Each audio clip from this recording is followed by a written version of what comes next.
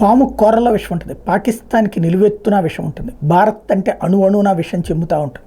ఐక్యరాజ్య సమితిలో సర్వసభ్య సమావేశం సందర్భంగా మళ్ళీ భారత్ మీద విషయం చెమ్మింది. కాశ్మీర్లో స్వతంత్ర సమరయోధులు ప్రాణాలు తీస్తున్నారు, కాశ్మీర్ని బలవంతంగా లాక్కుంటున్నారు, ఆర్టికల్ 370 రద్దు చేసి అక్కడ ప్రజల హక్కుల్ని హరించారు అంటూ ఉపన్యాసం ఇచ్చింది.